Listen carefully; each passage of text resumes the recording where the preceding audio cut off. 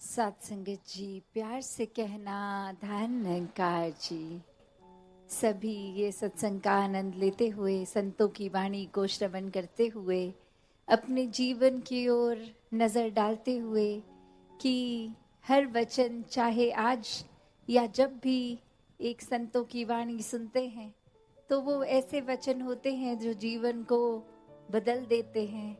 ये अपने अंदर झांक कर, अपने अंदर बदलाव, और कोई ऊपरी दिखावरी बदलाव नहीं, ये अंदर से बाहर तक की यात्रा, कि अंदर से स्वयं को कैसे निखारना है और कैसे फिर एक बाहरली एक बिहेवियरल रूप, ये चेंज भी फिर आता है, जो फिर एक छोटे दायरे, एक खुद तक ही नहीं सीमित, अपने परिवार तक ही नहीं सीमित, ये पूरे समाज, ये पूरे संसार तक ये वरदान रूप बनता है।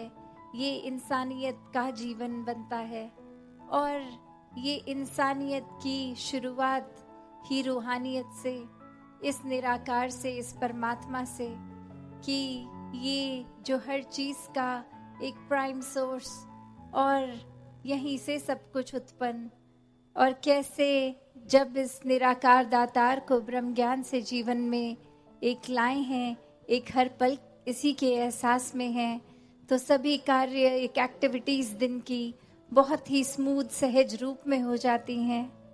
तो ये मानवीय गुण, ये दैवीय गुण, ये ह्यूमन वैल्यूज की जो बात आती है, ये फिर एक स्वयं हमारे अंदर हम वो बन जाते हैं, और फिर एक बोली भाषा, एक एक्ट के रूप में भी फिर वो करा जाता है जीवन में, फिर वो उसी तरह का स्वभाव भी बनता जाता है।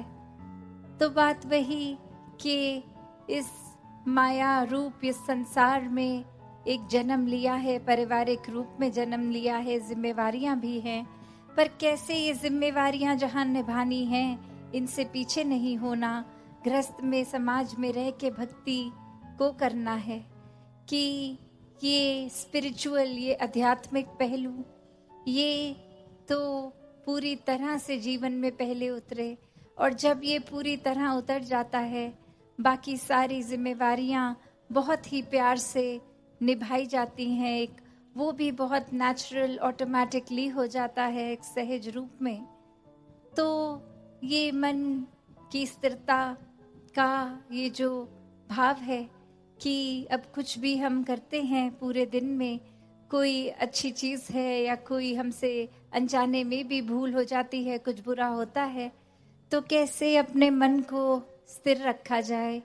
ये निराकार पे आधारित मन जब भी होता है, तो ये जो सुकून की बात ये नवंबर से ही हो रही है सत्संग में, कि ये सुकून जीवन में आ जाता है, और ये सुकून फिर कोई ऐसा सुकून नहीं जो कुछ पल का है, अभी है बाद में नहीं, या कुछ प्राप्त हो जाएगा तो ही वो सुकून हिस्से आएगा, नहीं, जिस पल से ये परमात्मा जीवन में आ गया, ये सुकून उसी पल से जीवन में है।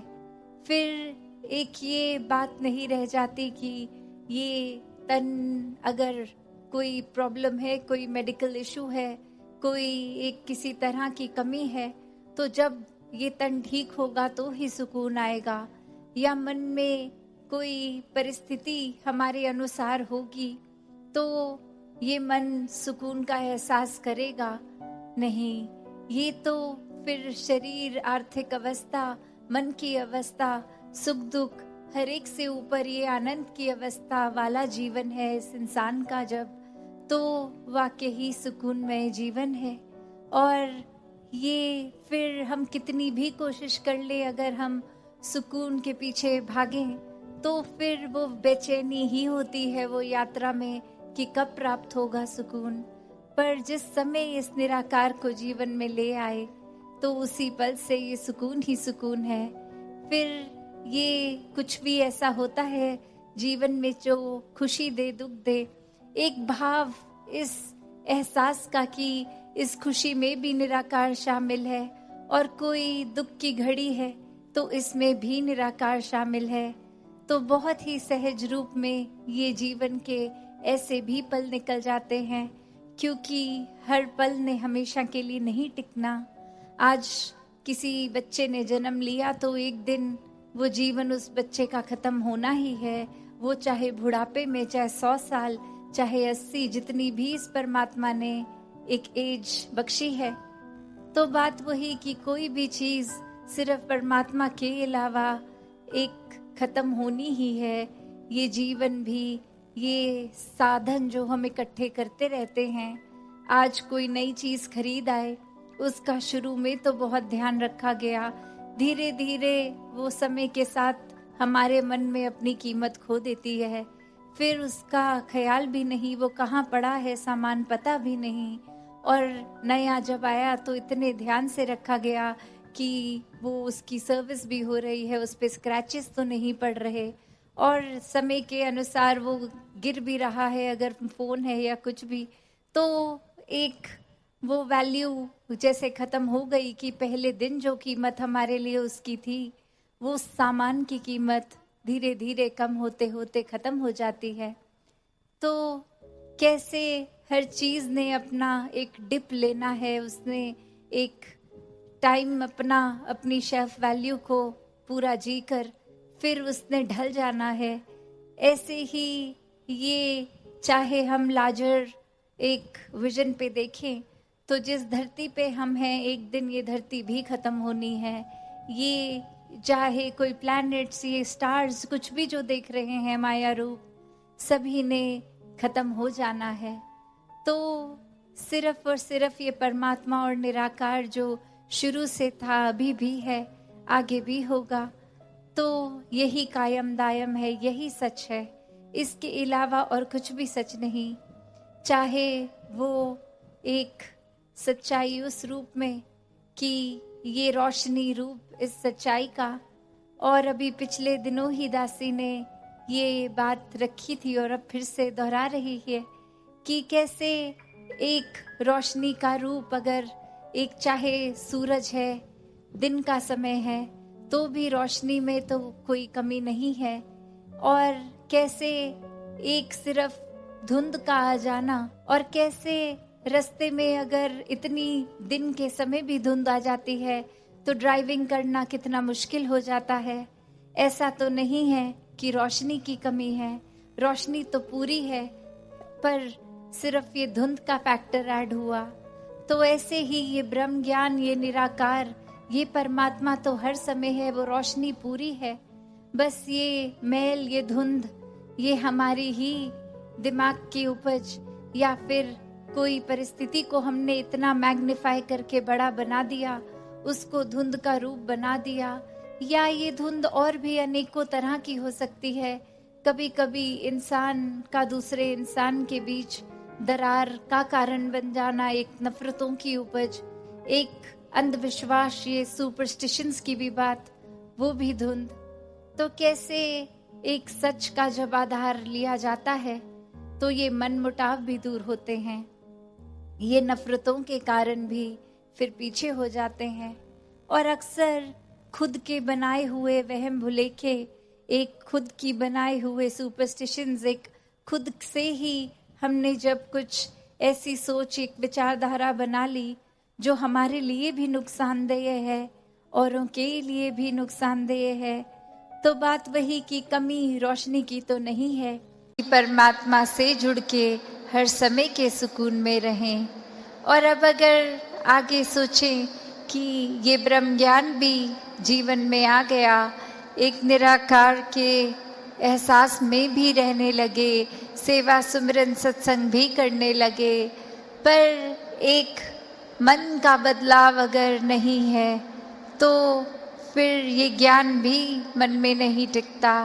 और मन से जुड़ी हुई जो पहली चीज आती है वो अहंकार तजना, वो एक समर्पित भाव, मन को एक अपने होने के इस एहसास से हटना होगा और इस परमात्मा के लिए हमेशा अर्पित रहना है, एक सेवा में अर्पित रहना है।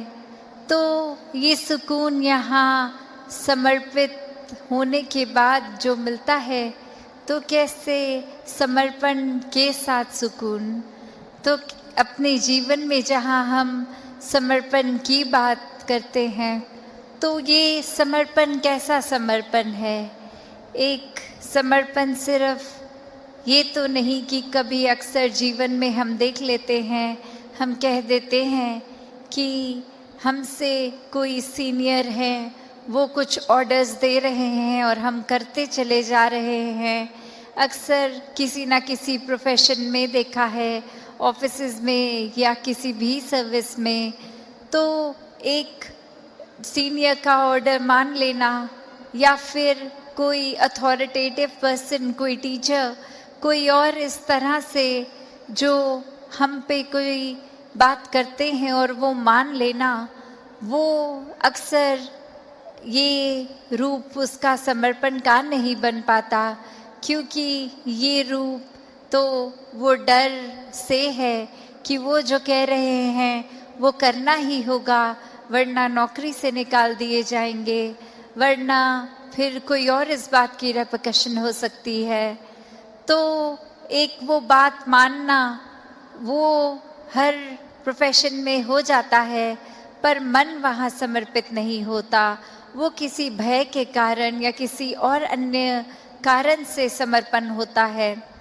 तो यहाँ समर्पण होना मतलब एक दिल में प्रेम को रखते हुए प्रेम से समर्पित होना, ये प्यार से अपने आप को खोकर सिर्फ इस परमात्मा का होकर, ये समर्पित भाव मन का अगर इस तरह का समर्पण है तो वो मुबारक समर्पण है। तो कैसे एक अक्सर बात ये होती है कि हमने समर्पण अगर कर दिया तो ये जो इतने सालों में अक्सर अगर हम सोच के भी देखें कि छोटी उम्र से ही पढ़ते लिखते एक डिग्रियां मिल गई, एक हमें कोई और उपाधि मिल गई, तो ये कमाने के लिए चाहे कितने वर्ष लग गए, पर जब समर्पण की बात आती है, अहंकार को तजने की, अहंकार गंवाने की, तो उसमें उतने ही साल नहीं लगते। ये तो एक पल में ही समर्पण हो जाता है। जैसे ही ये मन समझ लेता है कि ये शरीर मैं नहीं हूँ, ये आत्मा का असली रूप परमात्मा है और शरीर ने तो अपनी यात्रा कुछ सालों में करके इसका एक विनाश हो जाना है, तो कैसे ये समर्पित जीवन जिया जाए जब तक जीवन है। तो बात वही एक कहानी के साथ अपनी रखना चाहेगी कि एक बार एक गुरु के पास शिष्य आता है जो काफ़ी सालों के बाद, और आते ही अपने गुरु के आगे 1000 सोने की गिनियाँ दे देता है और ये कहता है कि इतने वर्ष मैंने काम काज किया और बात मन में यही आती रही कि आपके सामने आशीर्वाद लेंगे जब 1000 गिनियाँ पूरी हो जाएंगी, और आज ये बोरी भर के आपके पास ये समर्पित करने के लिए आए हैं और आप इसको कबूल कीजिए। वहीं वो गुरु वो लेकर सामान अपने शिष्य से कहता है कि ठीक है, तुमने ये दी, मैंने स्वीकार करी, और अब ये जो सामने नदी बह रही है, सारी की सारी ये गिनियाँ उस पानी में बहा दो। और अब वो शिष्य के मन में सवाल कि क्या ये एक क्या ही बात हुई, इतनी मेहनत जो करी कि गुरु को देंगे और अब वो दे भी दिया, तो उसके बाद वो इसको अपने पास नहीं रख रहे हैं, वो इसको नदी में बहाने को कह रहे हैं। तो वहीं वो सवाल कि क्या फिर वो समर्पण था कि अगर एक क्या होगा अब उस वस्तु का, जिस तरह हम देना चाह रहे थे वो उस तरह अपनाई नहीं गई, उसको साथ तो कुछ और ही करने को कह दिया। तो वहीं ये ख्याल जहाँ उस शिष्य को आया, और फिर वो अपने मन पे किसी तरह काबू करके, क्योंकि अब गुरु ने कहा था, तो वो फॉलो करने के लिए किसी भी सोच विचार के साथ चला तो गया नदी किनारे कि ठीक है, अब कहा है तो ऐसा ही करना होगा। और वहीं काफ़ी देर हो गई और अब गुरु भी इंतज़ार कर रहा है कि ये इतनी देर से लौट के नहीं आया, इतनी देर क्यों लग रही है वो उसको वो सिक्के नदी में बहाने के लिए। तो फिर वो गुरु ही खुद उस नदी किनारे जाते हैं और क्या देखते हैं कि वो शिष्य एक एक करके सिक्के को फेंक रहा है, जिसकी वजह से वो बहुत ही देर लग रही है। वो एक बात फिर गुरु समझाते हैं कि ये समर्पण करना है तो इतनी देर क्यों लग रही है। समर्पण तो एक साथ ही किया जा सकता है, पूरी की बोरी को एक साथ ही नदी में बहाया जा सकता था, तो एक एक करके क्यों, इतनी देर लगा के क्यों।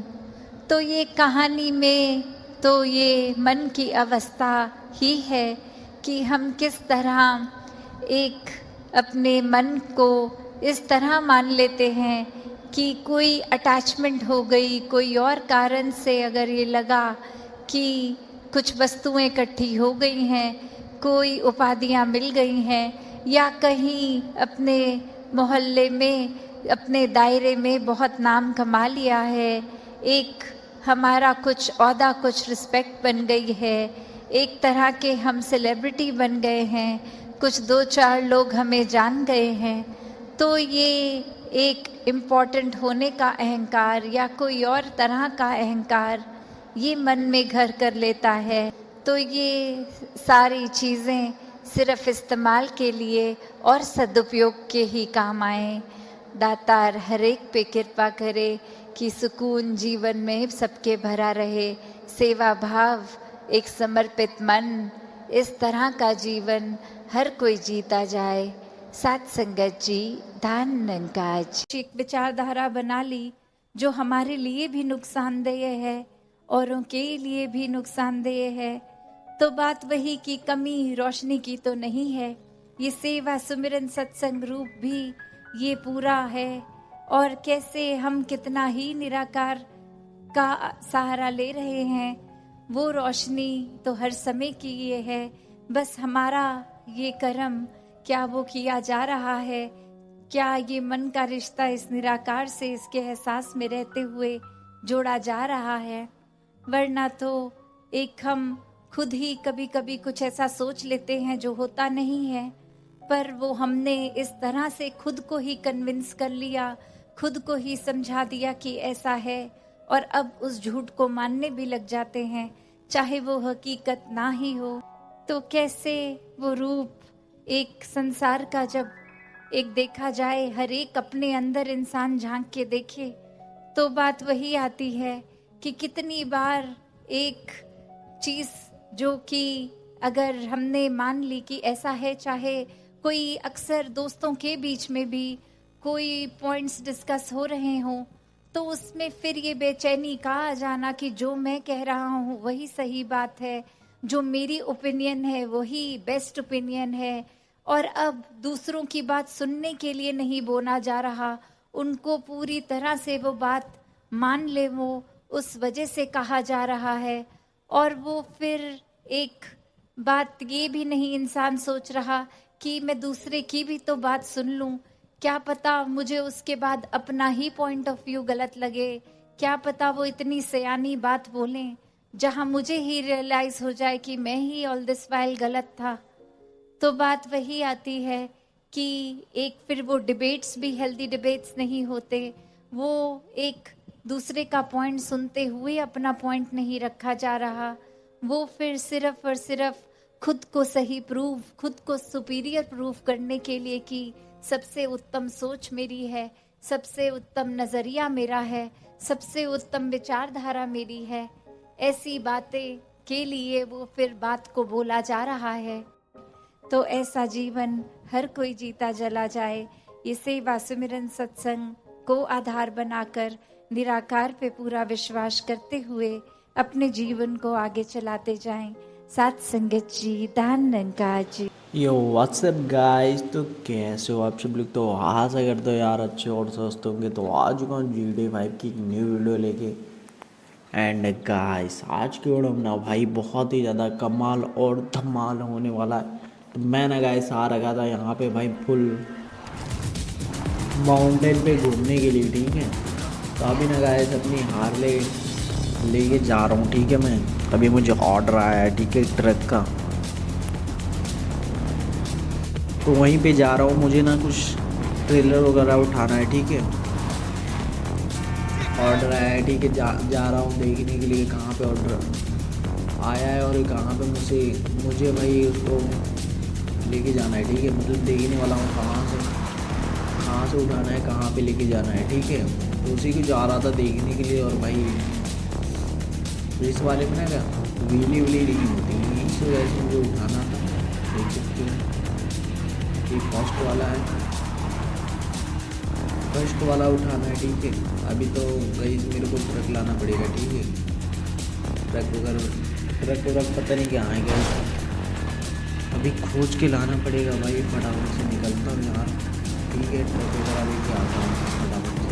तो गाइस मैं ना ट्रक वगैरह लेके फटाफट से आ ही रहा होता हूँ। ट्रक वगैरह पे ठीक ही ठाक है, मतलब एक हिसाब से बोल सकते ना गाइस पावरफुल ट्रक है और काफ़ी स्पीड में भी चलता है। मतलब कहीं पे भी इजीली चढ़ जाएगा, ऐसा बोल सकते हैं। तो चलो गाइस देख लो भाई, ड्रिफ्टिंग काफ़ी खतरनाक करता है। तो मैं आ चुका हूँ, अभी अटैच करता हूँ, ठीक है। तो चलो गाइस अभी अटैच हो चुका है। मैं ना गाइस गलत कर देता हूँ भाई, मुझे जाना था उस साइड और मैं आ चुका हूँ इस साइड। तो मुझे ना अभी घुमाना पड़ेगा, ठीक है, ट्रक को। तो मैं ना भाई यहाँ से घुमाता हूँ, ठीक ही ठाक जगह है तो मैं ना यहीं से घुमा लेता हूँ। और देख सकते हो भाई वहाँ पे हवाई जहाज़ खड़ा है, मतलब यहाँ से भाई प्लेन वगैरह भी उड़ती है। और भाई मैं ना बहुत ही मतलब यहाँ से निकलना काफ़ी मुश्किल है, काफ़ी हार्ड है गाइस यहाँ से निकलना। मैं ना अभी यहाँ से निकलता हूँ, ठीक है, फटाफट से। तो चलो गाइस यहाँ से निकल जाता हूँ मैं फटाफट से भाई वहाँ से, ठीक है। ऑफ से अभी रोड पे आ चुका हूँ और अभी ना मुझे ब्रिज से होकर जाना है। और भाई ज़्यादा टर्न मैंने कर दिया ना, इसी की वजह से भाई ये ट्रेलर डिस अटैच हो गया, मतलब कि भाई अटैच से हट गया, ठीक है। तो अभी फटाफट से अटैच करता हूँ। चलो गाइस अभी ना अटैच हो ही चुके हैं, ब्रेक लगाया नहीं मैंने। तो अभी ना अटैच हो चुका है, ठीक है। और ना गाइस लास्ट वाला जो ब्रिज दिखाई दे रहा है, हम लोग आप सभी को भी जाना है। चलो गाइस अब मैं फटाफट से चलता हूँ वहीं पे, ठीक है, बताता हूँ। हाँ लेकिन पावर तो है गाइस काफ़ी, मतलब गाड़ी की तरह चल रहा है, 4 व्हीलर की तरह फुल स्पीड में। तो चलो गाइस फटाफट से आ जाता हूँ ब्रिज पे, ठीक है, लेके यहाँ से निकलता हूँ आगे की तरफ। और बाइक वाले को देख रहे हो भाई, अगर चला देता तो इसकी कहानी वहीं पे ख़त्म हो जाती। अभी ना यहाँ से मुझे गाइस काफ़ी टाइम लेते हुए बहुत आगे जाना पड़ेगा, ठीक है। तो दिक्कत आने वाली है काफ़ी ज़्यादा, लेकिन खैर कोई दिक्कत की बात है नहीं, सह लेंगे, ठीक है। थोड़ी सी दिक्कत वगैरह तो सही लेंगे, ठीक है। और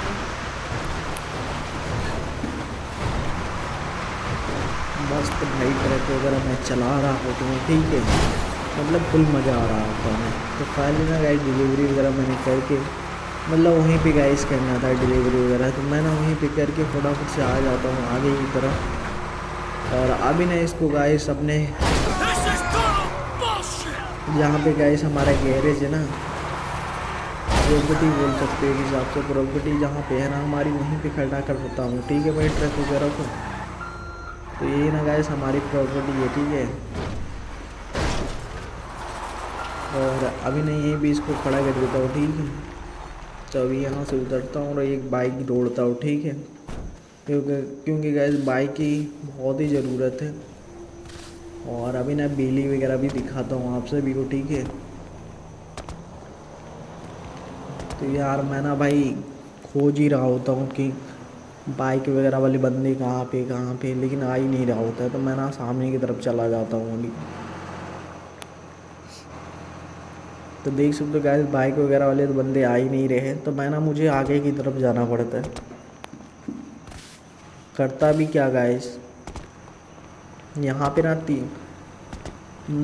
दो तीन साइड रोड, दो साइड रोड गया है। एक तो सीधे गया है, एक तो भाई टर्न होके गया है। तो बंदा यहाँ पे कोई तो आएगा ही। तो मैं ना यहाँ पे खड़ा हो जाता हूँ, ठीक है।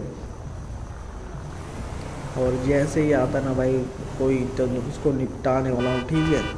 तो सामने से कोई आ रहा है, मेरे को लग रहा है भाई। निकालता हूँ AWM, ठीक है, अपनी, और देने वाला हूँ, ठीक है, भी इसको फट से हेडशॉट। चलो गाइस, तो इसका भी मैंने निपटा दिया है, ठीक है। और मस्त व्हीली वगैरह करते हुए निकलता हूँ। व्हीली वगैरह भी देख सकते हो आप लोग, ठीक है। तो चलो गाइस, आज की वीडियो में बस इतना ही रखता हूँ। अगर आज की वीडियो पसंद आए तो वीडियो को लाइक और चैनल को सब्सक्राइब जरूर से कर देना।